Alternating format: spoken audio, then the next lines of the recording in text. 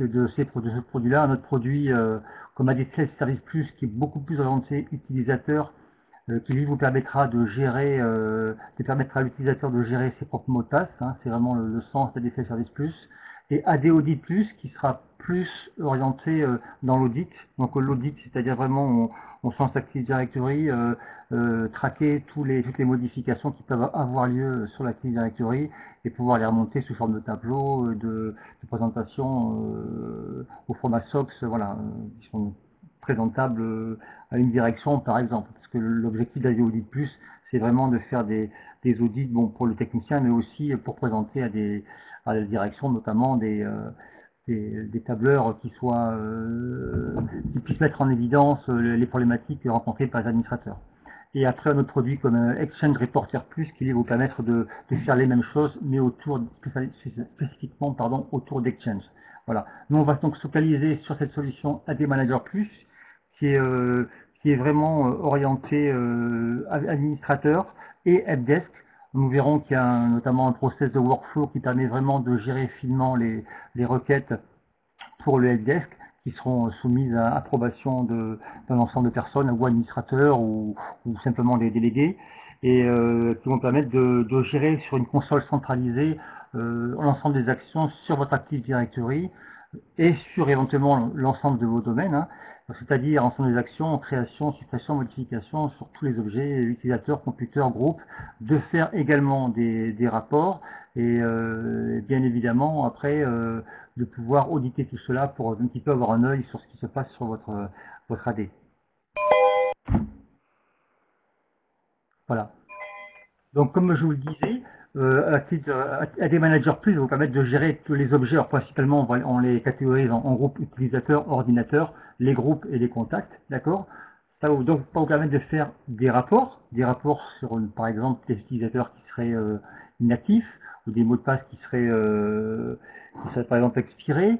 Ça va vous permettre aussi de faire du vrai management, c'est-à-dire vraiment créer des objets. Hein, c'est pas seulement du reporting, on est vraiment sur de l'action, du reporting. Le management peut être fait par des admins ou aussi à des personnes à qui on aura délégué ce pouvoir-là. Donc spécifiquement bien sûr des helpdesk, mais aussi on peut imaginer des cellules ressources humaines hein, dans des entreprises un peu plus importantes où on a besoin que des tâches, on va dire, basiques soient faites dès le départ. Hein. Si vous recevez tous les mois 5, 6, 7, 8, 10, 15, 20, 30 personnes dans différents bureaux répartis sur toute la France, c'est peut-être plus pratique si vous avez délégué par exemple la création des comptes de base ou des comptes de messagerie à des personnes qui, comme les ressources humaines, d'accord, qui feront ces tâches de base et qui permettront aux administrateurs d'être un peu plus libre sur des tâches majeures. Voilà. Et tout cela va être géré autour d'un workflow, d'accord. Donc ces tâches-là vont pouvoir être réalisées pleinement. Une personne qui sait ce qu'elle fait peut créer forcément un utilisateur ou des utilisateurs ou des ordinateurs, mais éventuellement vous pouvez mettre en place un process de workflow. Alors qu'est-ce que le workflow? C'est simplement mettre en place un process qui va permettre à des gens de faire des demandes, à d'autres personnes de les valider et à d'autres personnes encore de créer ces demandes. Je m'explique. Simplement, vous voulez qu'on reprenne nos ressources humaines et fasse simplement une demande pour la création de comptes utilisateurs. Ces demandes, ils la formuleront via un process que l'on verra et qui permettra aux administrateurs ou à d'autres personnes encore hein, qui auront cette tâche-là déléguée d'approuver cette création, cette administration, d'accord. Et après, ensuite, seulement les ressources humaines ou encore d'autres personnes pourront créer ces utilisateurs. Alors pourquoi je dis beaucoup de ou, c'est qu'en fait finalement dans ce produit, chaque fois vous allez voir, on verra, ce sera plus précis quand on sera vraiment dans l'application, il est très modulable. Donc en fait à tout moment vous pouvez donner des droits simplement sur une OU, sur un domaine, sur plusieurs domaines, à une personne, à plusieurs personnes, et qui aura le droit de créer, de voir, voilà, en fait vous faites exactement ce que vous voulez. Donc la limitation c'est vraiment votre besoin. Donc c'est à vous d'imaginer la façon dont vous pouvez vous servir de cet outil-là. C'est encore une fois, je le répète, la fonction principale, c'est de cumuler autour d'un seul outil, d'une seule console, l'ensemble des droits accès à, que ce soit du rapport, de la création, de la modification, à l'ensemble des personnels amenés à toucher à votre infrastructure Active Directory. D'accord. Bon, les objets, on les a vus, hein, c'est des objets classiques, les contacts, les groupes, les ordinateurs, voilà, les comptes Exchange aussi, si vous avez un Exchange. Petite précision, enfin, c'est très technique, mais bon, effectivement, si vous avez un Exchange de 2007 ou 2010, il sera important d'installer votre console de management sur le serveur où se situera AD Manager Plus. Ça, c'est un détail technique. Voilà. Donc, voilà, typiquement la console AD Management. Donc, comme vous pouvez le voir sur, en fait, une seule console, vous allez avoir facilement, donc, comme vous voyez dans la colonne de gauche par exemple, accès au management utilisateur, des ordinateurs, des contacts, des groupes, d'accord. CSV, on verra ce que c'est CSV. Donc, et on peut voir à droite l'ensemble des fonctions qui sont possibles à faire dessus. Donc, pour schématiser, il est possible de créer simplement un objet ou de créer des objets en masse. Ce qu'on appelle bulk user creation, donc utilisateur, ou même chose pour les computers. Alors, création simple, on verra, bon, il faut remplir les paramètres de façon classique. Et par exemple, dans le cadre d'une création massive, on pourra soit le plus simplement soumettre un fichier CSV dans lequel on pré-remplira les paramètres, on les verra quand on sera en ligne, d'accord. Et les modifier les utilisateurs, on pourra de la même façon appliquer les modifications à l'ensemble des utilisateurs qu'on aura sélectionnés avant en faisant par exemple un rapport, d'accord. On verra aussi parce que les rapports, il y a des rapports.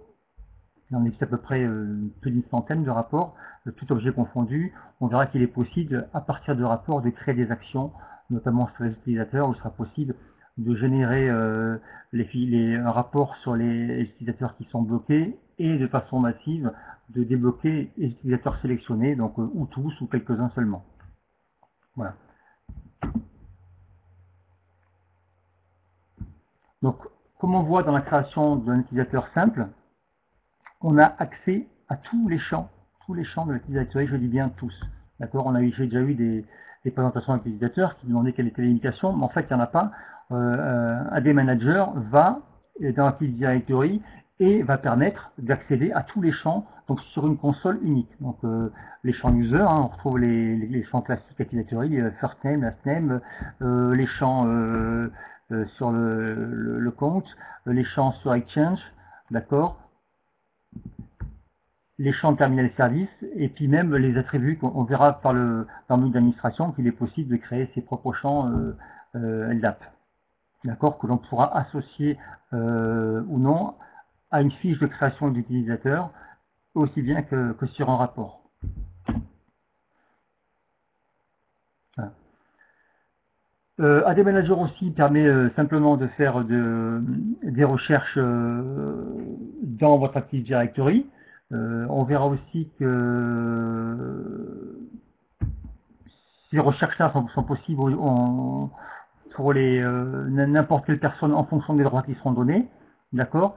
Donc cette recherche simple permet à n'importe quelle personne qui n'a pas forcément de connaissances dans Active Directory, voilà, depuis toujours pareil, hein, toujours depuis la même fenêtre, de faire des actions dans l'AD. On verra aussi qu'il est possible d'autoriser des recherches donc depuis le menu de présentation, donc se servir en quelque sorte de cet outil comme d'un annuaire d'entreprise. Hein, donc chercher notamment les numéros de téléphone de telle ou telle personne, voilà, à partir des champs dans Active Directory. Parce que souvent, c'est vrai que je l'ai vu par expérience, d'autres le diront, on se sert d'Active Directory pour la connexion, les accès dans les groupes, mais finalement, il y a quand même beaucoup d'entreprises qui ne l'utilisent pas à 100%, même si c'est difficile d'utiliser à 100%, mais c'est vrai que notamment on peut utiliser des champs téléphone, et via cet outil-là, vu qu'il est accessible via un Web Access, de permettre aux utilisateurs de s'en servir simplement pour pouvoir rechercher une personne et rechercher le numéro de téléphone de la personne. Voilà, un véritable annuaire, ce qui n'est pas souvent fait malgré tout. Et le tout, bien sûr, sans donner d'accès à une console Active Directory. Et sans avoir besoin d'outils annexes pour faire des extractions dans Active Directory, pour même intégrer dans une base de données annexe. Voilà. Tout est en fait intégré dans l'outil.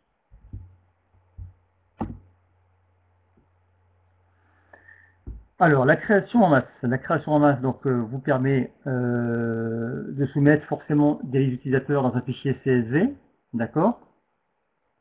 Et aussi une modification rapide des paramètres utilisateurs parmi une liste.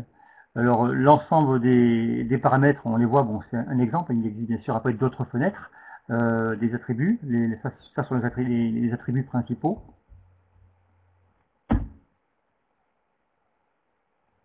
D'accord. Le fichier CSV que l'on va soumettre, là. Bon, ça c'est du reste. Voilà. Le fichier CSV que l'on va soumettre, je passerai cette fenêtre après. Le fichier CSV qu'on va soumettre, donc reprendra simplement les champs Active Directory, d'accord. On va les soumettre dans un ordre précis, le divine name, les initials, le SN, le SAM account name, le display name, par exemple, d'accord. Et en dessous, on fournira la liste des utilisateurs et chaque ligne représentera un utilisateur et correspondra au champ précisé en première ligne. Donc on va pouvoir ainsi soumettre, il n'y a pas de limite, hein, s'il y avait besoin, des centaines d'utilisateurs, donc même faire à partir d'un export de notre Active Directory, un export ELDIF, et éventuellement de refaire un import dans un autre domaine complètement différent, par exemple. Voilà. Là, ce que l'on voit, c'est les rapports, ce que je vous expliquais au tout début, une fenêtre de rapport et les actions qui sont associées. Donc, typiquement, là, on est sur une fenêtre de recherche d'utilisateurs, d'accord, dans un domaine. Donc là, sélectionner ici le domaine admp.com. On va pouvoir sélectionner éventuellement les attributs que l'on veut modifier. Là, il a été choisi les attributs de profil. D'accord. On va faire cette recherche et en sélectionnant les utilisateurs, et là, on va pouvoir après appliquer les actions que l'on aura choisies.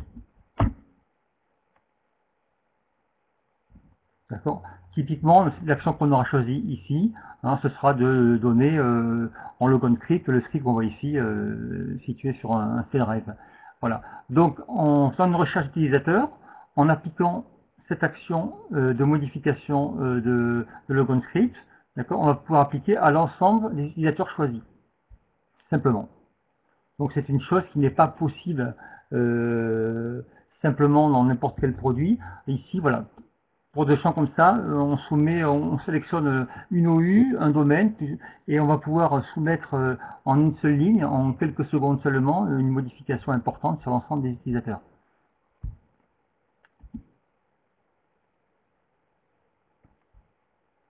Voilà. Ce qui est important de comprendre aussi dans l'AD Manager, c'est qu'AD Manager ne touche pas directement aux droits dans votre Active Directory. C'est-à-dire qu'on va utiliser ce qu'on appelle l'impersonnalisation. C'est-à-dire qu'en fait, quand vous allez découvrir votre domaine dans Active Directory, vous allez soumettre bien sûr votre compte d'admin du domaine ou un compte qui éventuellement aurait des pouvoirs très élevés. Donc toutes les requêtes qui vont être soumises par Active Directory vont en fait l'être indirectement, mais ça vous ne le verrez pas en tant qu'utilisateur, seront soumises avec ce compte-là. D'accord. Donc en fait, la gestion des droits sur les OU par vos techniciens helpdesk, d'accord, ou par les personnes à qui vous aurez délégué telle ou telle tâche.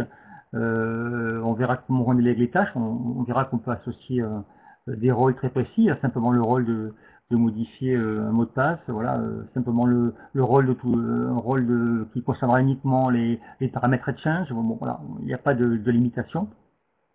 Donc ces droits-là, ces rôles-là, d'accord, on va les attribuer à des OU, et tout cela, toute cette gestion-là va être faite en interne. D'accord. Il n'y aura aucun moment donné, quand on va donner un droit à une personne sur une OU de faire une action, ça sera répercuté directement sur votre Active Directory, qui va rester sain, intact. Voilà. Alors, quand on connaît la complexité de délégation dans Active Directory, on comprend que c'est extrêmement facile à mettre en œuvre et on comprend l'utilité d'un tel produit dans ce cadre-là. Hein.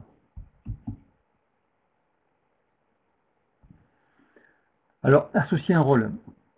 Bon, c'est pas forcément très lisible ici, on verra plus encore dans la seconde partie qui va être la démonstration. Donc on voit, voilà, de façon très lisible, on va sélectionner simplement des tâches à cocher, on va dire qu'est-ce qu'on veut faire, qu'est-ce qu'on veut attribuer comme rôle à l'utilisateur.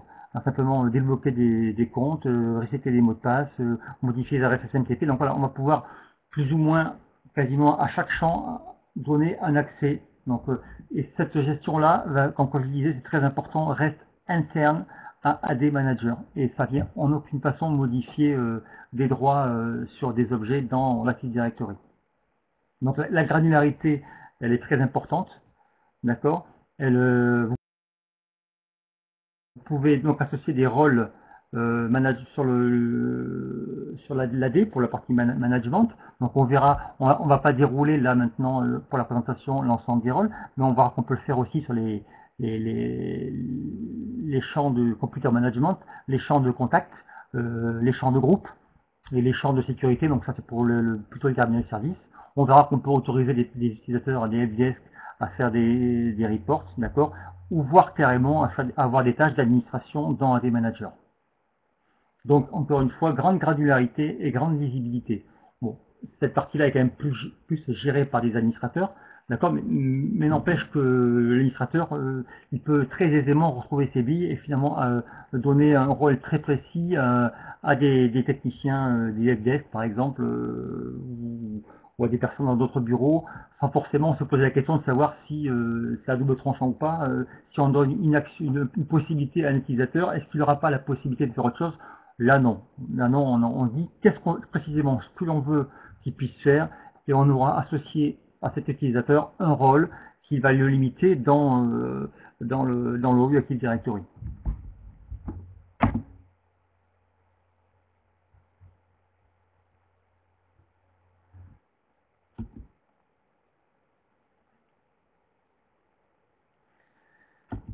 Voilà.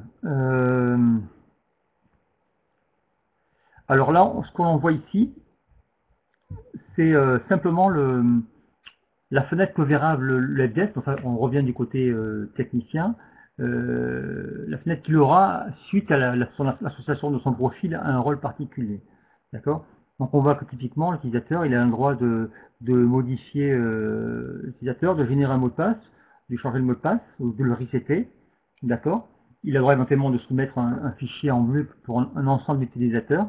Et voilà, et c'est tout.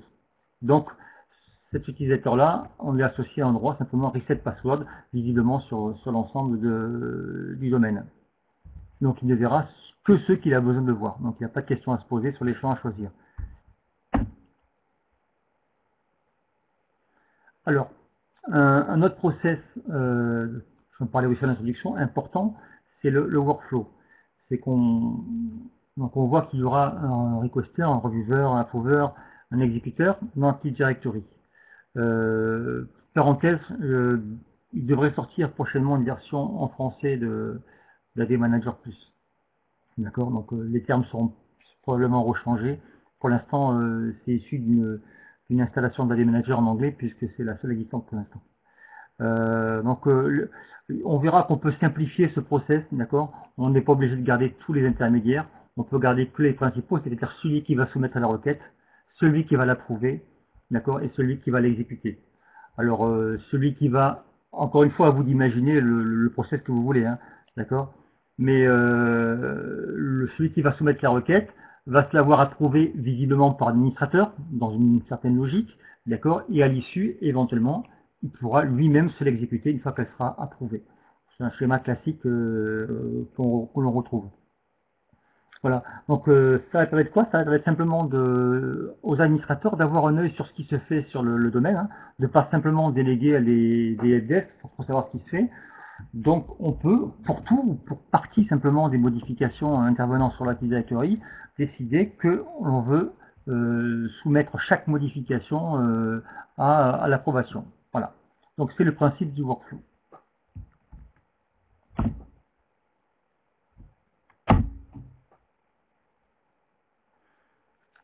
Voilà. Disponible aussi dans le même principe que le workflow, d'ailleurs c'est disponible sur la même fenêtre, un robot. Alors qu'est-ce qu'un robot? C'est un process qui en fait va tourner toutes les semaines, tous les mois, selon les planifications que vous aurez établies ici, comme on peut voir en bas, d'accord. Et on va pouvoir soumettre automatiquement des requêtes, d'accord. C'est-à-dire, on va pouvoir créer toutes les semaines, par exemple, en fin de semaine, une suppression automatique des comptes qui sont inactifs, par exemple. D'accord. Donc on on verra les champs après. On va sélectionner les OU, certains critères que l'on veut qui vont servir à confirmer que l'on veut bien supprimer par exemple ces utilisateurs-là, et automatiquement un process va tourner tous les jours, toutes les semaines, tous les mois, quand on l'aura planifié, et va aller exécuter la tâche que l'on aura. Donc ce sont des tâches préprogrammées, hein, il en existe un certain nombre, qui vont pouvoir ainsi automatiquement, sans aucune action, sans aucune demande, aller sur des tâches administratives rébarbatives comme supprimer des comptes inactifs, débloquer toutes les nuits par exemple des comptes utilisateurs qui auraient été verrouillés. Hein. On sait aussi qu'en tâche administrative c'est fastidieux ça, donc plutôt que de le faire manuellement, on décide que, typiquement dans le cas des comptes qui auraient été verrouillés, on décide que arbitrairement toutes les nuits à minuit on a un process qui va tourner et qui va permettre de débloquer ces comptes. Voilà.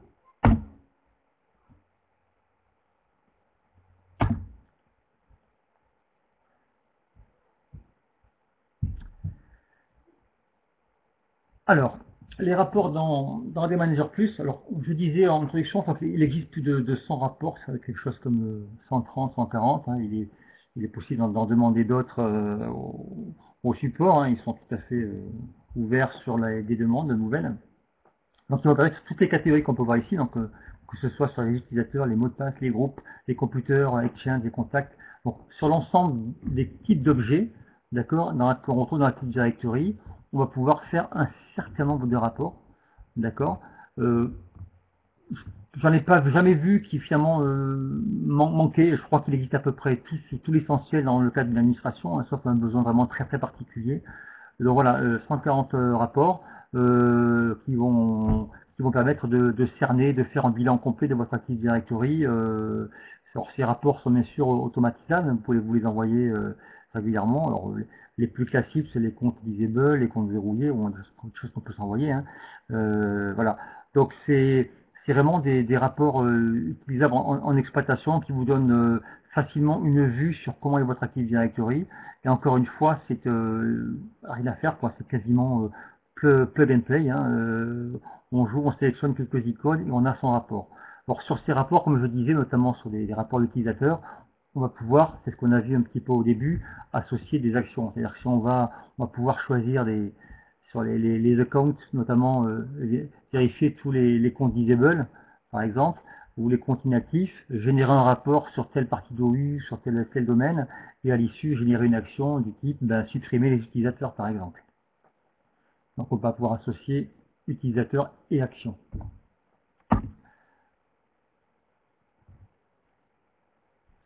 Voilà. Donc comme je disais, AD Manager héberge une liste complète des rapports Active Directory sur les objets essentiels et critiques. Il couvre à peu près tous les objets. Hein, et je vous dis, ça fait à peu près 140 rapports. Donc je pense pas qu'il y ait de gros manques dans le nombre de rapports existants. Je pense que ça couvre à peu près tous les besoins et jusqu'au GPO. Et voilà. Donc, je pense qu'il y a de quoi faire en termes de rapports. Et encore une fois, comme je disais, c'est important de le comprendre. On peut aussi demander de nouveaux rapports. Hein. C'est quelque chose qui est pas, on peut pas les tuner, on peut pas les faire à notre sauce là à l'écran. Mais par contre, il est tout à fait possible de faire des demandes nouvelles sur un cas bien précis et de soumettre ça au support. D'accord, qui étudiera bien sûr l'utilité et le bien fondé de la demande et qui éventuellement le rajoutera dans un patch ou dans une édition suivante.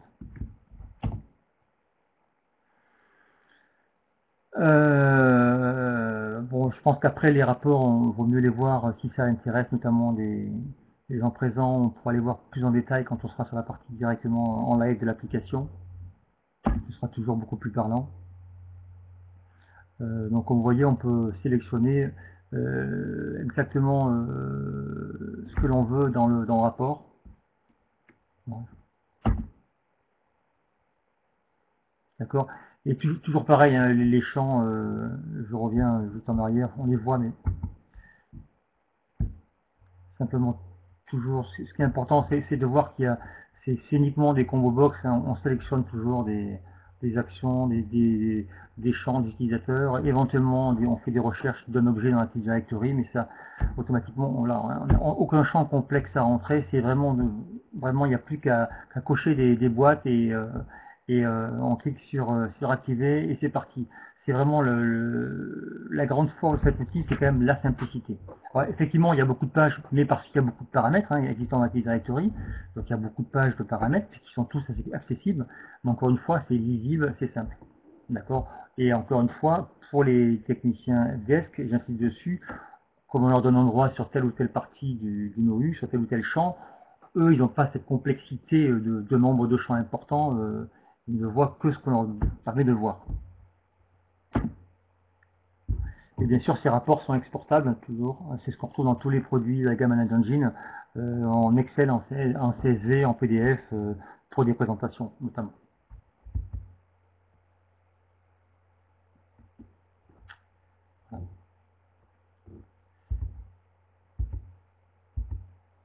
Voilà, alors la présentation est finie. Je ne sais pas s'il y a des questions qui sont latentes, mais sinon, on va peut-être pouvoir passer à la présentation en live.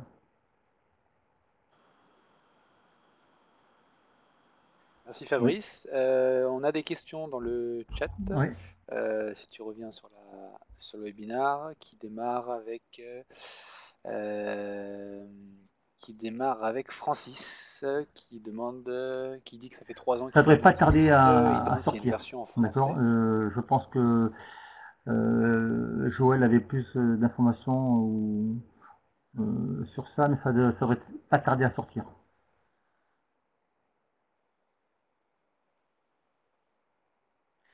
D'accord. Après, tu vois qu'il y a une question d'Isabelle qui demande par rapport au Custom Attribute d'Exchange. Je vois pas la question. C'était sur un sujet Moi, je vois pas la question. que tu abordais tout à l'heure, je sais pas si tu te souviens. Ouais. Alors si tu remontes un peu, dans le chat, tu as un petit curseur, tu remontes, c'est Isabelle qui demande, Alors.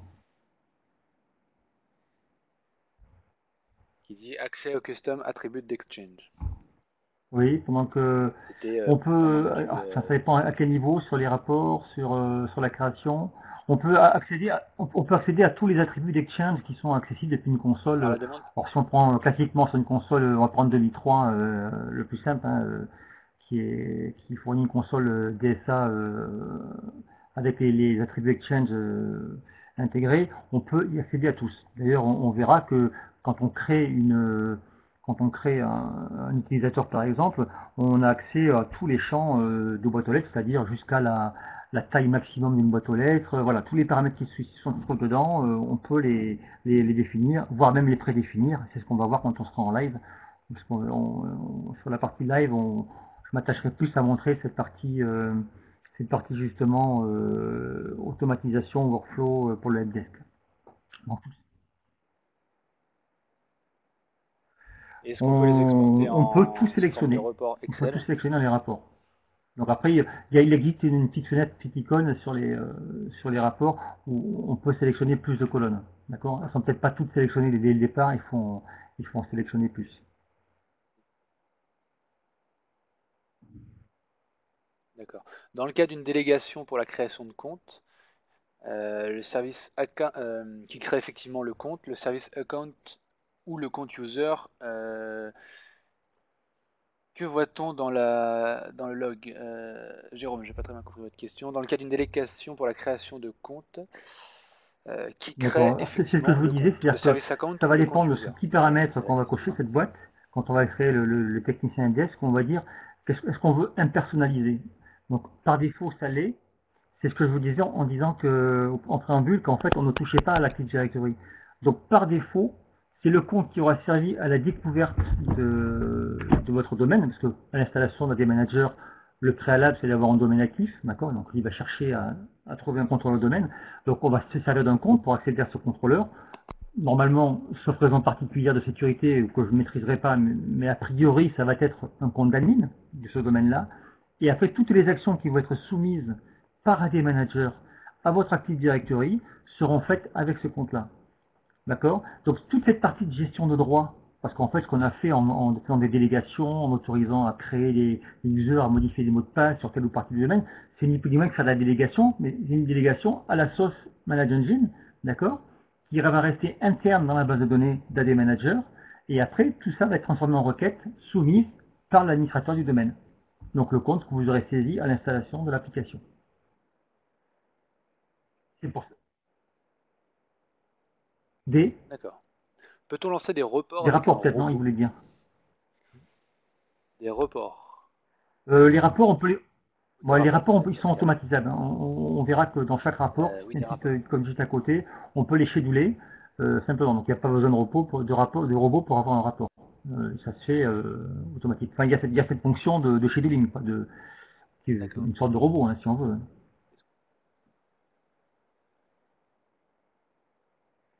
Est-ce qu'on peut enregistrer des rapports customisés pour les Il faudrait réutiliser voir dans quelle régulièrement? mesure ils veulent faire. On peut pas customiser des rapports, comme j'ai dit, ils sont fixes. On peut modifier des choses on peut rajouter des champs, parce que toutes les codes n'apparaissent pas systématiquement. Donc, a priori, je dirais non à la question, telle que je la comprends. Maintenant, il faudrait peut-être voir exactement ce que la personne veut. A priori, non, les rapports existent tels quels. On va faire une présentation différente, on va choisir des colonnes. Puis voilà, après on va faire un export, mais customisé, on va pouvoir rajouter des éléments customisés, mais c'est-à-dire des champs LDAP. On verra qu'on peut, j'ai dit, créer des champs LDAP particuliers qu'on va associer à ces rapports-là. D'accord, donc ça c'est du custom, effectivement, mais ça va pas plus loin en termes de customisation.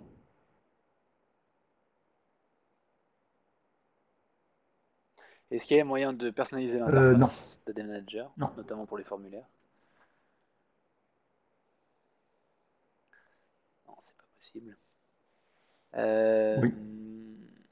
Au niveau de la langue, donc on disait que ça devrait arriver bientôt. Pour l'instant, l'anglais peut-être. Pour l'instant, il y a le français peut-être, demandait Sébastien. Il y a l'anglais. Oui, il n'y a que l'anglais, oui. Autre que l'anglais, je veux dire. Il n'y a que l'anglais pour le moment. D'accord. Oui, Est-ce qu'il y a un changelog pour suivre les modifications effectuées faites. dans AD Manager? Et si on veut, ce que je disais en préambule, j'en profite, j'avais parlé de l'outil au tout début, de l'outil qui s'appelle AD Audit Plus. Lui permet de tracer, va beaucoup plus loin en termes de traces sur Active Directory. Donc, s'il y a des gens qui ont des besoins particuliers d'audit, d'accord, après il y a ce produit qui se rajoute en plus qu'on peut intégrer, qui fonctionne avec, hein, on l'intègre éventuellement dans l'interface, mais bon, qui fonctionne avec, qui lui va permettre en définissant des droits via GPO sur l'Active Directory, de tracer donc les événements, et ces événements seront ensuite récupérés par AD Audit Plus qui les mettra en forme. D'accord? Et lui, il va aller chercher ces renseignements, il va vraiment auditer, jusque même sur les serveurs de fichiers, par exemple, il va vraiment auditer ce qui se fait, qui a modifié, qui a fait quoi sur tel endroit, voilà.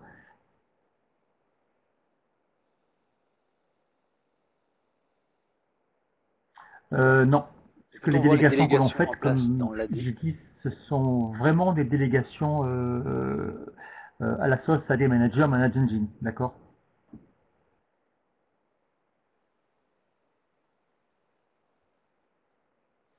D'accord. Est-ce que les rapports peuvent être générés sur un événement, par exemple? Ça, c'est faisable encore une fois dans AD Audit Plus. AD Audit Plus, on peut ce workflow qui est un peu différent, qui permet justement de générer des alertes. Quand on va recevoir des événements, ça peut être simplement un user qui a été créé, ça peut générer une alerte, et en fonction de l'alerte, on peut envoyer des mails. Bon, les procédés classiques en cas d'alerte, hein, on peut faire du mail, on peut faire envoyer un message, on peut faire plein de choses, et ça c'est vraiment AD Audit Plus. Donc il a vraiment un plus AD Audit, hein, c'est un bon complément quand on a une forte notion de sécurité au sein de son entreprise, une notion très importante. Je pense qu'il est assez indissociable parce qu'il va beaucoup plus loin en termes de rapport. Ouais. D'accord, on va prendre encore deux petites questions pour que tu puisses continuer. Peut-on gérer des attributs personnalisables?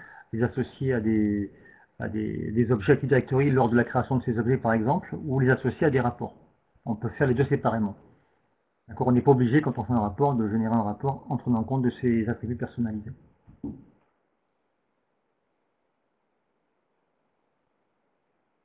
D'accord, et puis dernière question de Jérôme, Audit Plus est basé sur les logs de sécurité du DC, et donc on voit le compte créateur. Ici, on verra le service account en cas d'impersonnation. Non? Oui, tout à fait. Il n'y aura pas de... Si vous utilisez AD Audit Plus, par exemple, avec AD Manager Plus, AD Manager, sont plus d'ailleurs, vous verrez que le compte admin, effectivement. Par contre, vous verrez les actions qui ont été tracées, d'accord, finement. Parce que par défaut, dans Active Directory, sauf si vous l'avez activé via GPO, tous les événements ne sont pas tracés. De même que sur un serveur de fichiers, tous les événements ne sont pas tracés sur le fichier. Vous pouvez tracer les échecs, les réussites, et voilà, on peut aller très finement, et en général, c'est pas fait. Beaucoup de personnes, beaucoup d'administrateurs laissent par défaut.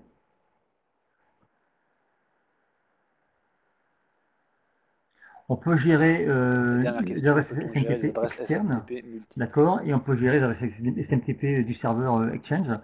De là à dire est-ce que c'est multiple, oui, de ce sens-là, oui. Il existe des champs pour ça. D'accord. D'accord, je vais.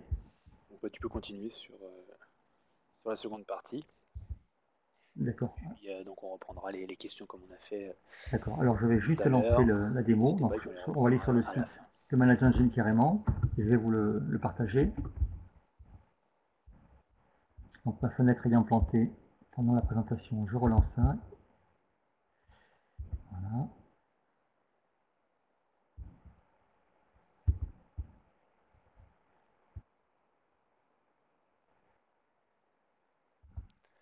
Vous avez vu, vous avez accès à la démo d'AD Manager Plus quand vous vous rendez sur la page AD Manager Plus sur le site manageengine.fr. Vous avez la possibilité de télécharger la version d'évaluation de 30 jours. Donc, vous pouvez directement la télécharger sur le site ou alors la possibilité de voir une démo en live pour pouvoir la tester si vous n'avez pas encore installé de votre côté et si vous souhaitez essayer ça en ligne. Alors, hop, je crois que Fabrice est ressorti de la salle. Visiblement, il va revenir, donc je vais en profiter pour vous montrer ce que je vous disais. Hop. Alors, je vais partager mon écran.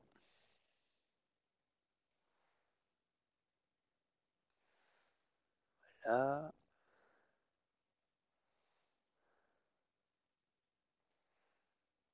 Hop. Voilà, Fabrice est revenu. Hop, je laisse le temps de s'installer. Donc, vous avez la possibilité, quand vous êtes sur la page d'AD Manager Plus, à ce niveau-là, ici, donc, de télécharger une version d'évaluation en cliquant sur télécharger ou alors une démo live, auquel cas vous êtes renvoyé sur cette interface qui va vous permettre de tester ça en tant qu'utilisateur helpdesk ou alors en tant qu'administrateur. Voilà, Fabrice, est-ce que tu es opérationnel de ton côté? Oui, c'est ce que je pensais, ça a retenté. J'ai arrêté mon partage, je vais pouvoir repartager ton écran. Voilà. Donc, je remets en place AD Manager. Bon, j'ai vu que tu leur avais montré le site de...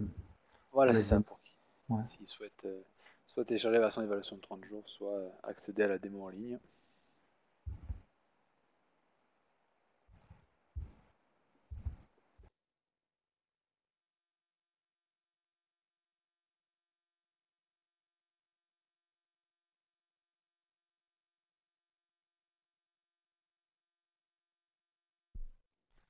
Bonjour Romain, il n'y a pas de souci, hein, le webinaire est enregistré, donc il sera revisionnable en différé, on le postera sur notre chaîne YouTube pour que vous puissiez revoir le début si vous l'avez manqué. Il n'y a aucun problème, vous recevrez le lien avec ce webinaire enregistré. Voilà, donc là on voit bien ton écran Fabrice, je te laisse. D'accord. Bon voilà, donc ça c'est la fenêtre de présentation, hein, de départ d'arrivée dans des managers plus. Bon là on est connecté en tant qu'administrateur. On a des limitations dans cette version de démo, mais elle a l'avantage d'être provisionnée avec pas mal d'objets, donc d'avoir une idée précise un petit peu de ce qui se fait. On ne pourra pas aller dans tous les écrans, il y a quelques limitations. Si par cas vous aviez des questions, on a une version installée avec un AD qui est relativement vide, mais bon, ça pourrait peut-être pas mal aller. Oui, allô? Excuse-moi, sur la gauche de l'écran, il y a visiblement une fenêtre ou quelque chose qui est devant. Sur la gauche, voilà, ça apparaît devant et c'est flouté, donc ça, on ne voit pas cette partie gauche. D'accord. Tu dois avoir une fenêtre d'une application qui est positionnée devant ton Firefox, à gauche. Non. quoi on a ça. Alors sinon, coupe le partage et remets le partage.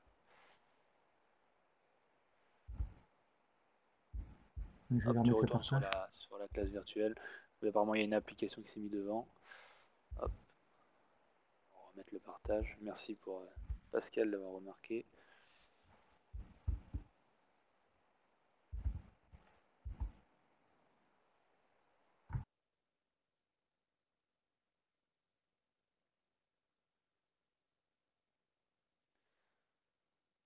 Ah, décidément. Bon, il va revenir. À mon avis, ça devait être une fenêtre, un applicatif qui se mettait devant mais qu'on ne voyait pas.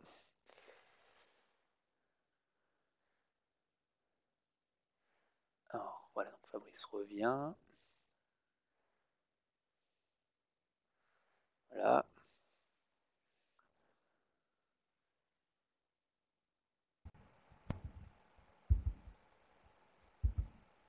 Alors le partage s'enclenche.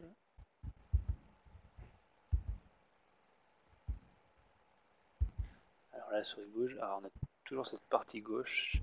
Alors est-ce que tu peux... Alors là, ça s'agrandit, tu vois, quand tu pars sur la gauche, ça s'agrandit un peu vers la droite. J'ai l'impression qu'il y a quelque chose qui est devant, tu vois, une application. Sinon, si... Est-ce que c'est mieux là? Voilà, là c'est bon, c'est parfait. Voilà. C'était mon dock qui gênait. D'accord, ok. Voilà. Donc la fenêtre de présentation depuis le site, et donc comme je disais, si par cas où il y avait un besoin, on pourrait toujours aller sur une installation, on va dire, locale, qui me permettrait d'aller plus loin dans les menus s'il y avait un besoin. Sachant que la présentation là, va durer autour d'une demi-heure, le but c'est pas de rentrer dans tous les menus, hein, le but après c'est de montrer ce qu'il est possible de faire, et après il faut faire de la découverte, hein, pour essayer de voir un petit peu les limitations, puisque de toute façon à chaque site, chaque entreprise, il y a toujours des questions différentes, donc c'est bien que le besoin est différent, donc je vous invite très vivement à le tester. D'accord.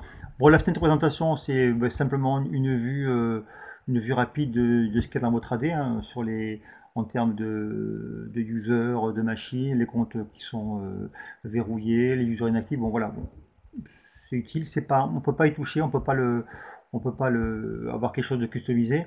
Mais bon, ça existe. Ça donne une petite info dès le démarrage. C'est pas l'essentiel pour nous. Avec quelques raccourcis sur le côté, d'accord. Votre appel n'a pu aboutir. D'accord. Voilà. Bon. Ça donne pas plus d'infos pour ça. Éventuellement, l'essentiel, c'est créer une requête. Créer la requête, on verra. C'est justement le process de workflow. Créer une requête pour une création d'utilisateur, de machine. Voilà, qui est accessible dès la fenêtre de présentation, de démarrage. Voilà. Mais bon, on n'est pas dans le cœur du sujet. On va y rentrer de suite dans le cœur du sujet. Et on va commencer par le menu admin. Ça nous évitera de se poser des questions après en cours de route. On va de suite balayer rapidement les points importants du menu administrateur. Alors ça va être notamment, point très important, le naming format. Hein, ça, la question internet, comment on nomme un utilisateur. Alors voilà, pour justement, quand on va faire de la délégation, déjà pour gagner du temps, hein, et en même temps pour quand on fait de la délégation, ne pas laisser trop de choix aux personnes, dès le défaut, on va pouvoir associer ce qu'on appelle des templates. D'accord. Et dans ces templates, on va associer des formats de nom pour votre utilisateur qu'on va pouvoir créer. Donc comme ça, la personne qui va créer un utilisateur aura déjà, quand elle va ouvrir sa template, le nom de l'utilisateur en fonction des champs qu'elle va rentrer, donc des champs nom-prénom de façon classique. Hein. Voilà. Alors comment ça se présente? Simplement, on va dire tiens, que l'on veut utiliser le first name, d'accord. On veut utiliser tous les caractères ou simplement les deux premiers, les trois premiers, d'accord. On change le lowercase, upcase, donc majuscule, minuscule si on veut, et après on l'ajoute, d'accord. Ça va s'ajouter au format du nom d'utilisateur, et ensuite on peut rajouter d'autres champs autant qu'on veut. Et ainsi, comme ça, on va pouvoir créer le format du nom utilisateur dans Active Directory. Voilà, donc c'est important. On verra il y aura des raccourcis depuis les menus de création d'utilisateurs qui existent dessus. Et voilà, donc ça c'est important. Ça peut être si vous voulez avoir des formats différents suivant les bureaux, suivant les succursales, si vous êtes une grosse entreprise, ou même simplement on peut en créer qu'un seul mais qui soit normalisé, que personne n'y a se poser de questions. Voilà, on crée ces templates là. C'est important. De même, les champs importants de l'Active Directory, on peut déjà en faire des listes, notamment les titres et les départements, ainsi que les bureaux et les compagnies. Voilà, on peut déjà créer des listes, des box qu'on va pouvoir venir, qui vont servir à pré-remplir, toujours pareil, notre template. Hein. L'idée, c'est de pré-remplir une template, ce qui va permettre de gagner du temps. Gagner du temps ou simplement, comme je disais, différencier d'un type de helpdesk à d'autres types de helpdesk, puisqu'on va lui autoriser tel ou tel template. Ben, le helpdesk, le bureau des ressources humaines, on va l'autoriser à créer éventuellement dans tous les départements, et puis éventuellement on peut avoir un correspondant informatique dans chaque département qui va être autorisé à créer des utilisateurs, ou au moins à faire des demandes de création d'utilisateurs. Voilà, donc il aura accès à des templates qui vont correspondre à son département. Donc vous voyez, après on commence à rentrer à réfléchir un petit peu à l'organisation du management de l'Active Directory via des managers. Hein. Donc c'est vraiment des process à inventer. Donc voilà, ces champs-là qui sont les plus importants, on peut les pré-remplir. Ça crée simplement des listes de noms des choix. Voilà, on peut définir une policy, d'accord. Bon, ça évite de toucher dans l'Active Directory, même s'il y a une GPO en place. Donc voilà, on définit des champs. Les administrateurs reconnaîtront les champs, les tailles des mots de passe minimum, maximum. Si on voit des caractères spéciaux, voilà, bon. On peut comme ça ainsi forcer, ce qui va empêcher la création d'un utilisateur. Hein. Si une personne crée un utilisateur et que la policy du mot de passe ne correspond pas, il y aura un refus. Voilà. Bon, a priori, bon, sans rentrer dans les détails techniques après, on est bien d'accord qu'il faut que ce qu'on mette ici en place corresponde éventuellement à la GPO qui existerait sur votre domaine, sinon forcément il y aura une incohérence. Hein. Si vous attendez des mots de passe très complexes dans votre Active Directory et que vous ne définissez pas de policy ici au sein d'un des managers, chaque fois qu'il y aura création d'un utilisateur, vous allez être refusé par votre AD parce que la stratégie du mot de passe ne correspondra pas. Bon voilà. Bon, le but c'est pas d'entrer trop dans le détail technique pour ça, c'est juste vous montrer que ça existe. Voilà. Les fameux attributs LDAP dont on parlait tout à l'heure. Voilà. Donc on crée ce qu'on veut, d'accord, le choix. On verra qu'on peut l'associer à des rapports et qu'on peut l'associer donc à des actions de management. D'accord. Donc si on associe une action de management, user création typiquement, là, il sera disponible. On pourra donc le pré-remplir ou en tout cas le remplir lors de la création. Et puis après, s'il existe dans les tableaux de bord, ben, on pourra inclure ce champ-là au tableau de bord. Au rapport, pardon, tableau de bord. Au rapport. Voilà. Le policy, simplement, c'est savoir ce que l'on fait quand on supprime un utilisateur chez vous. Ben, savoir qu'est-ce qu'on fait réellement. Hein. Si on delete, est-ce qu'il faut réellement deleter les home folders de l'utilisateur quand on supprime le compte. Voilà. Donc ça, c'est important. Par défaut, c'est coché, donc attention.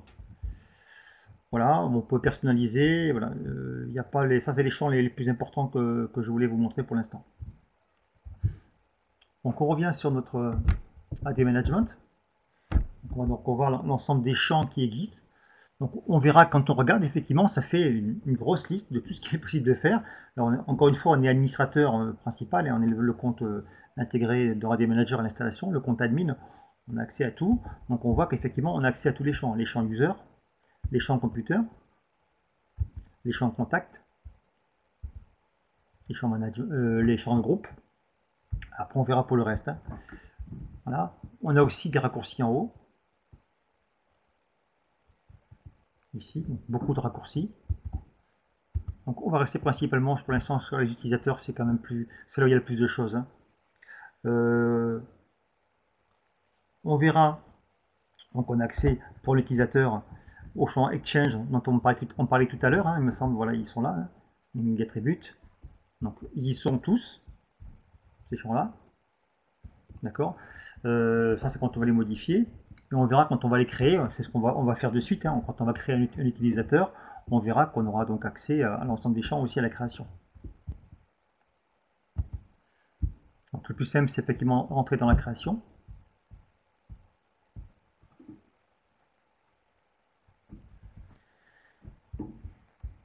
Alors, nous avons bien les champs classiques du profil. Donc, le first name forcément est obligatoire, d'accord. Les champs pour le compte, donc les champs pour les mots de passe, tout ce qu'il est possible de faire, est-ce qu'un mot de passe expire ou pas, est-ce qu'un user peut changer de mot de passe, est-ce qu'un mot de passe est réversible ou pas, les scripts, d'accord, les groupes par défaut, bon, tout ce qu'il est possible de remplir quand on crée un user dans Active Directory, on le retrouve ici, je vous l'avais dit, il n'y a pas de grande surprise, hein, on retrouve les champs contact, donc les champs mobile, fax, IP-phone. C'est ce que je vous disais, ça peut être important pour des recherches si on veut se servir de l'outil comme un véritable annuaire d'entreprise au sens vraiment annuaire, recherche de personnes, recherche de coordonnées, d'accord. Les champs Exchange, d'accord. Bon, il se trouve qu'il n'y a pas de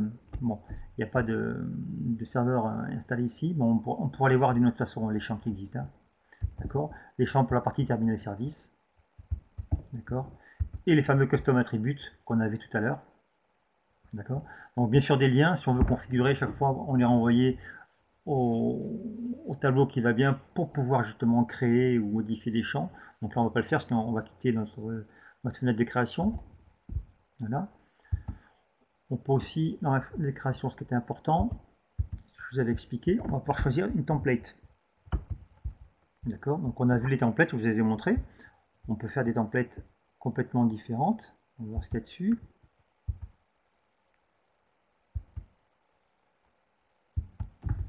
Alors c'est là où il va peut-être y avoir un petit peu de délai.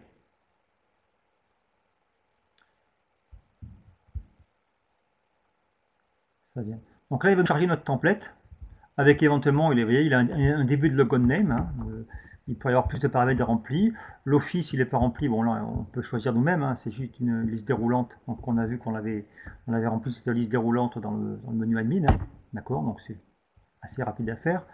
On aurait pu pré-remplir un numéro de téléphone pour l'entreprise ou pour la succursale. On a vu qu'on aurait pu remplir le display name aussi. Voilà. Tous ces champs-là, on peut, si on a envie de le faire, dans la template, le faire. Ce qui va permettre de gagner du temps lors de la création. Et c'est le sens d'ailleurs de l'application, c'est de gagner du temps, quoi. Faut pas le perdre de vue. Voilà, et puis mot de passe, on peut faire un mot de passe random. On voit encore qu'on a des raccourcis, je vous en parlais, raccourcis partout. Allez, on a de nouveaux raccourcis pour aller modifier la stratégie de sécurité du mot de passe au sein bien sûr des managers, hein, pas au sein de l'Active Directory. Voilà. Si on modifie un utilisateur de la même façon, on va revenir sur le menu initial, c'est AT Management.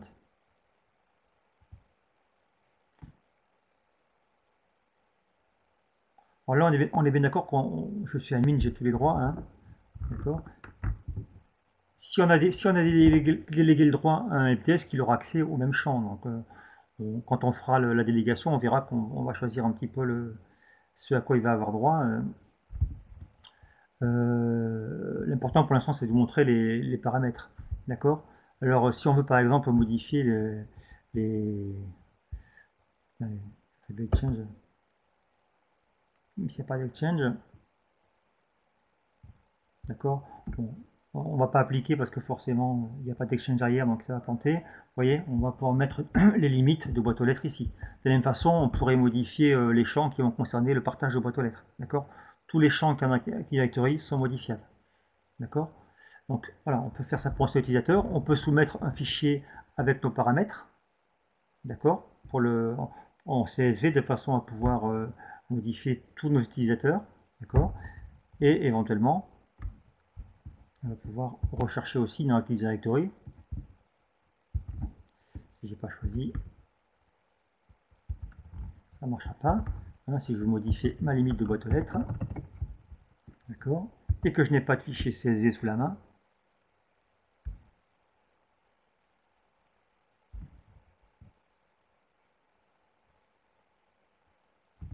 non. Je vais pouvoir, bon là forcément, personne n'a de paramètres mis en place. Voilà, on peut simplement sélectionner l'utilisateur. D'accord, on a sélectionné notre modification. Voilà, et on l'applique. D'accord, ce que je ne vais pas faire parce que vu qu'il n'y a pas d'exchange derrière, ça risque de poser des soucis. Donc voilà, c'est aussi simple que ça. 3 modes. Donc, mode un seul utilisateur, un seul objet, utilisateur, computer, groupe, contact. Mode, on soumet un fichier CSV. D'accord, donc encore une fois, comme je vous l'avais dit, ça reprend les noms classiques d'un LDAP, hein, c'est-à-dire le given name, le same count name, le display name, le discrétion, bon, des paramètres, ceux qui sont administrateurs connaissent, hein, des champs que l'on peut retrouver par ADSI Edit. Hein. Si vous avez un doute avec l'outil ADSI Edit de Microsoft, vous pouvez ouvrir votre Active Directory, vous avez tous les paramètres d'un utilisateur ou d'une OU existant. Hein. Là, vous pouvez les retrouver facilement. Cette documentation, bien sûr, est disponible sur le site de Manage Engine. Vous les avez, ces paramètres-là. Ils vous les redonnent, ils vous sont redonnés. Voilà, par CSV, ou alors uniquement par une recherche en live dans l'Active Directory. Vous faites une sélection simple et multiple, d'accord, et vous faites la modification que vous avez choisie auparavant. Voilà. Et ce mode-là, ce qu'on vient de faire là, depuis ici, c'est faisable pour tout. Voilà. Ce qu'on vient de voir là, ces trois modes-là, aussi simplement que ça, c'est faisable pour tout. Pour les computers, d'accord, pour les contacts, pour les groupes, d'accord. Là, c'est si on veut vraiment, c'est encore un lien en plus, il en fallait pour CSV. Bon, il y en a partout des liens pour importer via CSV. Hein. À partir du moment où on fait bulk user, on va pouvoir soumettre un fichier CSV. Donc, je vous dis que les liens, il y en a partout. Donc après, à vous de choisir votre méthode de travail qui vous intéresse le plus, qui vous sied le plus. Voilà. Donc ça, c'est faisable pour tout. Donc on verra s'il y a des questions après sur ça dans le chat. Hein. Pour l'instant, je vois des fenêtres s'ouvrir en coin, mais j'ai pas encore saisi de questions à ce sujet. On pourra y revenir si vous voulez, mais on ne peut pas faire plus simple. Et encore une fois, j'insiste, hein, c'est la force. Hein. On n'est pas forcément obligé d'être un administrateur ayant une très très bonne connaissance de l'Active Directory. Voilà, on a des champs, on sélectionne, on copie et ça s'applique tout seul. On ne peut pas faire plus simple. On peut déléguer des droits, bon, c'est ce qu'on va voir, c'est très important, à un autre utilisateur qui vont gérer peut-être une partie de l'entreprise. Donc ça peut être, là on pense à des grandes entreprises qui auront notamment comment s'appelle, des divisions à gérer. Donc on pourrait avoir des admins qui vont être chargés des correspondants informatiques, chargés d'avoir ce même pouvoir pour une OU. Voilà, donc ils pourront faire la même chose que vous, seulement eux, ils n'auront les droits que sur une OU, par exemple. On pourra aussi donc créer des users, des helpdesk qui auront accès qu'à quelques paramètres, d'accord, et qui éventuellement seront soumis à un process de workflow, c'est-à-dire qu'ils devront soumettre une requête. Quand ils auront soumis la requête, elle sera approuvée par un admin ou par une personne X, d'accord, et à l'issue, ils pourront appliquer leur requête. Voilà. Mais là, après ça, on est sur le process simple. Le process, on a accès à des fonctions, on les utilise là sur l'ensemble du domaine. D'accord. On est jusqu'à dans le domaine admanagerplus.com. On va aller de suite justement dans la délégation puisqu'on en parle pour voir un petit peu de quoi il en retourne. Donc, on va commencer par les rôles. D'accord. On va en créer un nouveau.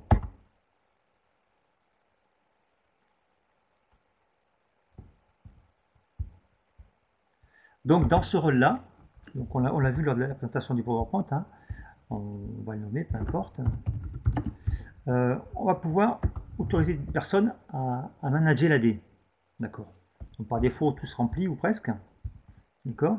Et là, de la même façon, on va simplement choisir qu'est-ce qu'on veut que l'utilisateur puisse faire. D'accord.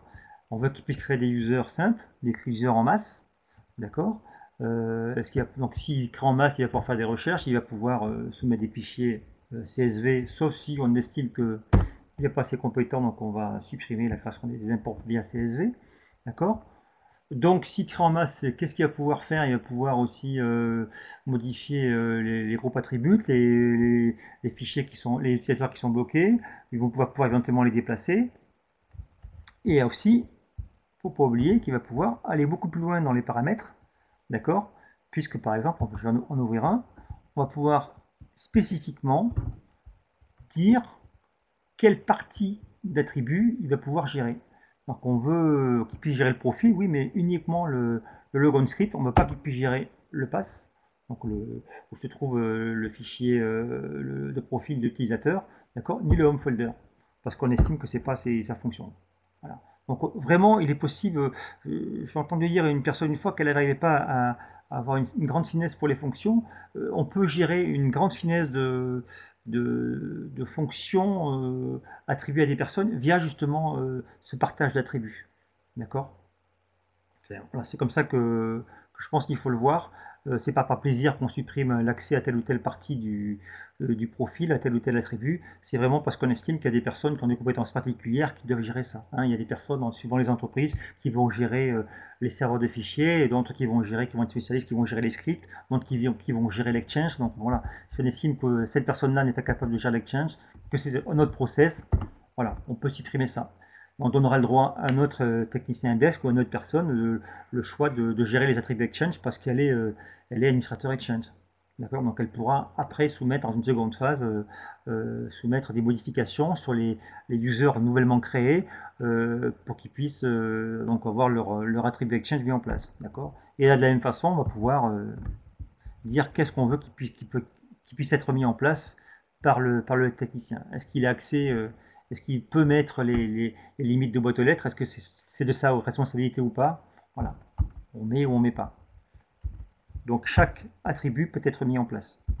Donc c'est ce que je vous disais, ça à mettre en place sur l'Active Directory sans outil tiers, c'est plus qu'extrêmement compliqué. Voilà. Donc là vous avez quand même une grande granularité. Voilà. On va dire, est-ce que l'utilisateur peut gérer les rapports? Est-ce que c'est sa compétence ou pas? Oui, non. Voilà, à vous de voir. D'accord. Est-ce que l'utilisateur a la compétence pour administrer AD Manager? D'accord. Oui, non. Voilà. Qu'est-ce qu'il peut faire? Est-ce qu'il peut avoir accès à tel ou tel panneau, admin, le workflow? Voilà. À vous de décider. Est-ce qu'il peut gérer les fils techniciens ou pas? Donc vous pouvez avoir un super utilisateur qui va gérer l'ensemble des techniciens de site. Voilà. Donc il va être autorisé à créer les techniciens.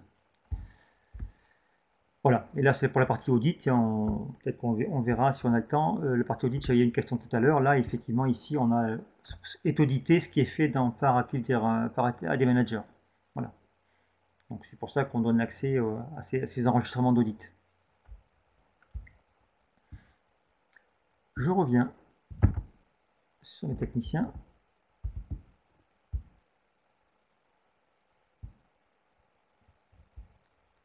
Voilà. Alors, qu'est-ce qu'un technicien?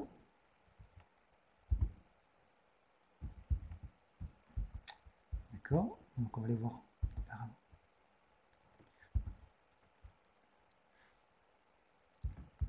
Bon, là, on va être embêté. Donc, c'est par cette fenêtre-là. Si on a le temps, je vous la montrerai sur une installation locale. Tout à l'heure, on va pouvoir, donc ici qu'on va dire simplement, on va créer un fil technicien. Donc on va en créer un avec un nom, on va pouvoir le nommer comme on veut ici. On va l'associer à un utilisateur de votre Active Directory, donc un utilisateur existant, hein, et on va lui attribuer un droit sur tel ou tel OU. Voilà, on va dire cet utilisateur-là, sur tel OU, il aura le droit d'accès, ou carrément sur tout le domaine si vous voulez agir sur tout le domaine. D'accord? Il aura le droit d'accès. Voilà. Donc c'est un panneau qui est très simple, on l'a vu tout à l'heure dans le PowerPoint, il y était. Il n'y a pas plus simple. Voilà, donc là on a créé notre délégation. Et après on va associer forcément notre technicien à un rôle. Donc qu'est-ce qu'il aura le droit de faire? Donc sur les fonctions qu'on aura cochées. Simplement resetter le mot de passe, voilà, ou carrément faire que des audits ou accès quasiment à tout. C'est comme vous voulez. C'est à vous de bâtir votre politique.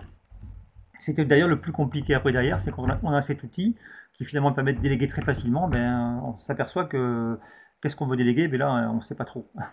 Qu'est-ce qui est de l'ordre de la cellule ressources humaines, qu'est-ce qu'elle a le droit de faire, pas le droit de faire. Bon, en général, quand on n'est pas trop sûr, on met en place des workflows. D'accord. Donc on va l'éditer, notre workflow.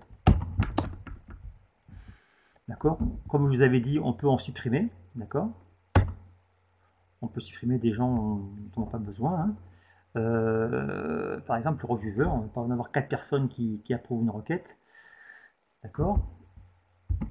Donc là, bon, on est limité dans cet environnement-là, donc il n'y a pas plein de fils techniciens. Hein. Voilà. Qui a le droit de soumettre une requête? Donc qui a le droit d'avoir cette petite icône ici, là-haut, pour soumettre des requêtes? Donc notre helpdesk, ici il n'y en a qu'un, par exemple, simplement.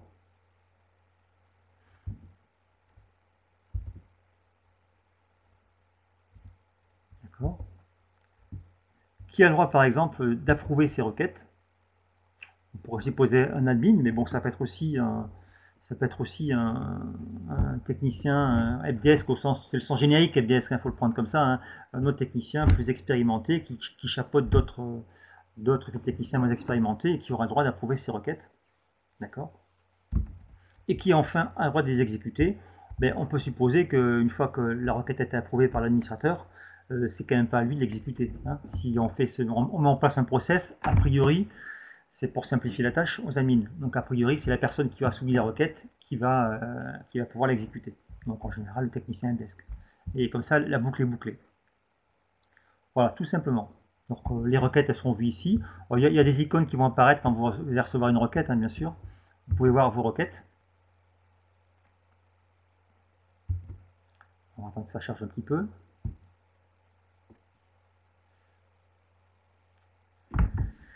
Voilà, comment ça va du monde sur les serveurs. Tout simplement, on va pouvoir voir la liste des requêtes en attente, toutes les requêtes, et celles qui sont ouvertes, et le statut des requêtes. Voilà. Et ce tableau-là sera le même pour les techniciens. On va passer, ça a l'air un petit peu long. Je crois que c'est des requêtes. On va le passer.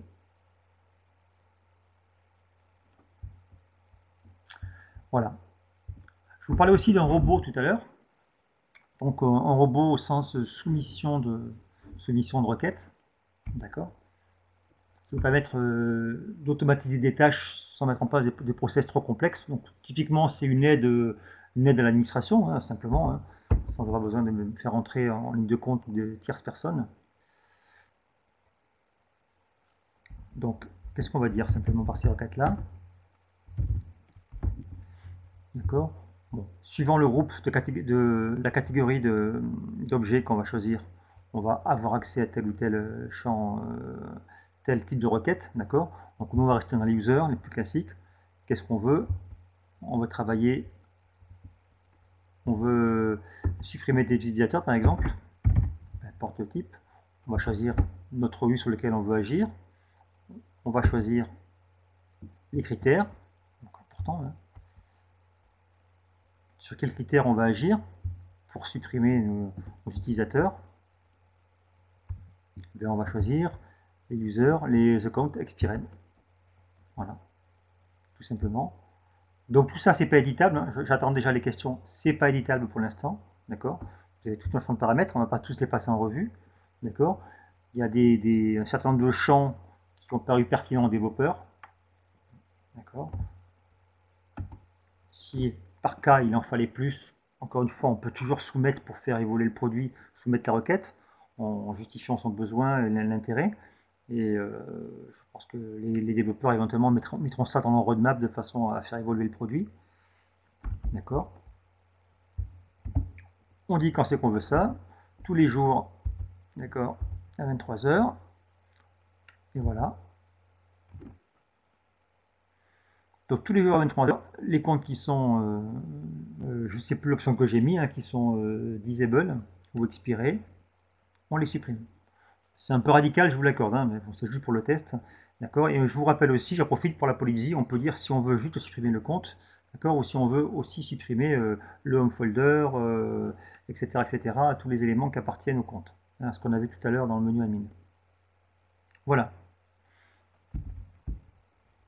Alors, simplement. Et après, finalement, la quatrième grosse partie, hein, après le management simple, la délégation, le workflow, les rapports. Alors, vous voyez, on a séparé en beaucoup plus de catégories pour que ce soit plus parlant. Hein. On a plus simplement l'utilisateur, les contacts, les groupes et les ordinateurs. On a aussi les GPO, les droits NTFS, la sécurité, voilà. Donc on va rester pour l'instant sur les utilisateurs, d'accord. On va prendre un rapport au hasard, les users disable.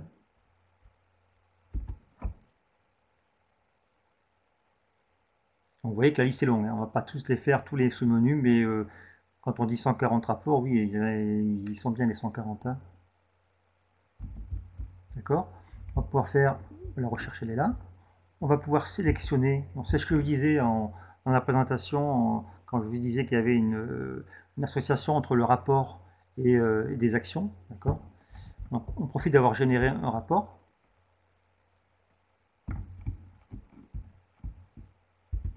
D'accord. On peut sélectionner des enregistrements.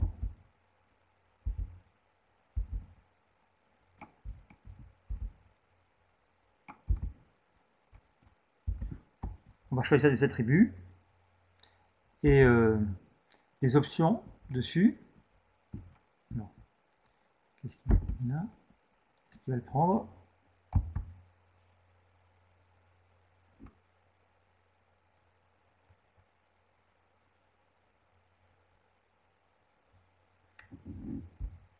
Est-ce qu'il est appliqué?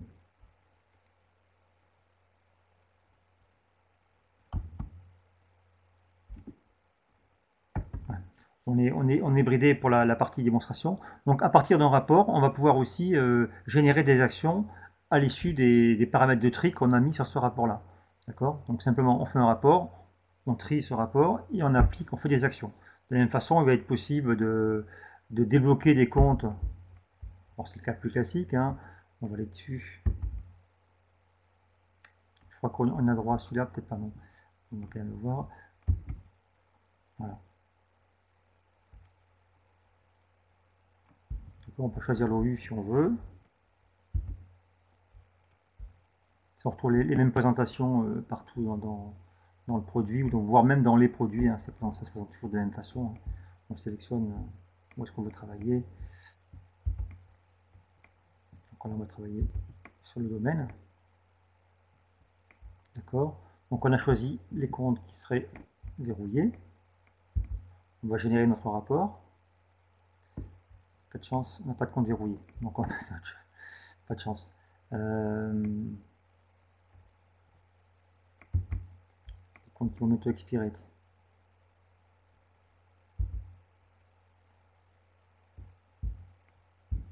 D'accord.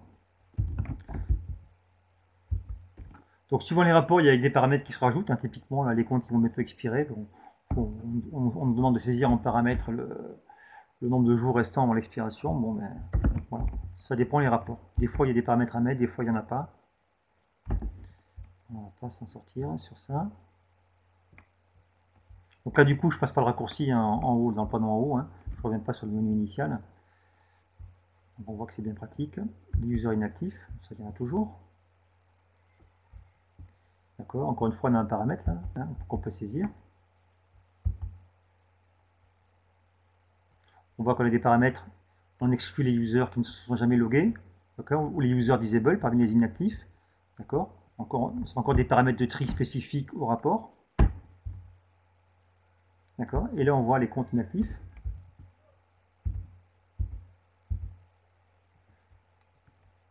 Et on peut éventuellement avoir plus d'actions dessus si c'est intéressant. Encore une fois, générer l'attribut. Qu'est-ce qu'on veut? Accepter le password, débloquer l'utilisateur. On peut aller voir travailler sur les paramètres Exchange, d'accord, ou les paramètres terminal service. On va rester sur du classique, hein, les attributs généraux des comptes. Hein, voilà. Typiquement, on a trié des comptes inactifs. Bon, qu'est-ce qu'on va en faire? A priori, on peut vouloir les déplacer. Hein. C'est ce qui se fait dans pas mal d'entreprises. Compte inactif, on le déplace dans une OU particulière où il a plus trop d'actions et plus trop de droits, par exemple. Voilà. On ne sera pas autorisé, forcément, et il y a trop d'impact sur l'Active Directory du Manage Engine. Voilà. On dit le container. Vous voyez, c'est pour ça que les rapports, on ne peut pas les customiser parce que ce sont des rapports plus compliqués qui n'y paraît. Derrière, il y a des actions, des droits, des vérifications. Suivant le type de rapport, on a accès à telle ou telle partie de l'Active Directory. Non, c'est pas un simple rapport. D'accord? Mais une fois qu'on a un rapport après, on peut après l'exporter en CSV, voilà, de toute façon, on va pouvoir travailler dessus s'il y a besoin derrière en back-office. Donc voilà, donc c'est pour ça que c'est important quand on donne des droits sur des rapports, on donne des droits quand même assez importants. Mais comme vous avez pu le voir aussi, tiens, je l'ai vu, je ne l'ai pas dit, je reviens dessus parce que c'est pas négligeable. Sur la requête, d'accord, on est bien d'accord que quand il y a une action,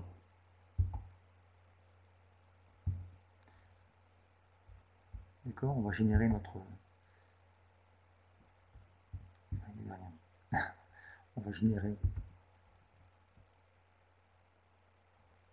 un active user.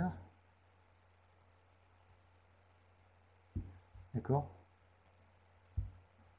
Si derrière on veut créer une action, on peut créer la requête. D'accord. En action, on veut rester le password, on peut créer la requête. D'accord.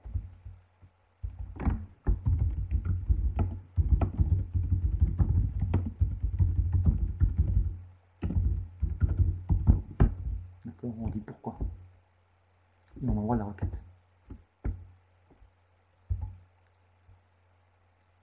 J'ai pas saisi? Non.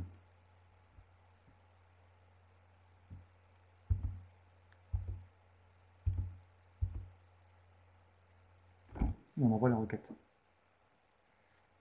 D'accord. Forcément, s'il y a une action et qu'on veut entrer dans un processus de workflow, parce qu'on n'a pas les droits, voilà, on soumet la requête. À partir du moment où il y a une action, on peut soumettre une requête. D'accord. De la même façon, si vous voulez, bon là je suis admin, hein, mais bon, l'admin il a créé des requêtes aussi. Hein. Si je crée un utilisateur,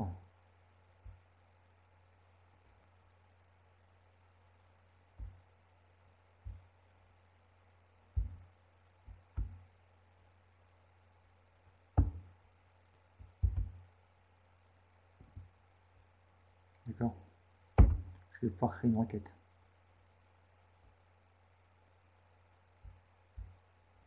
D'accord, donc je vais saisir mes paramètres comme pour une création, et derrière je soumets une requête.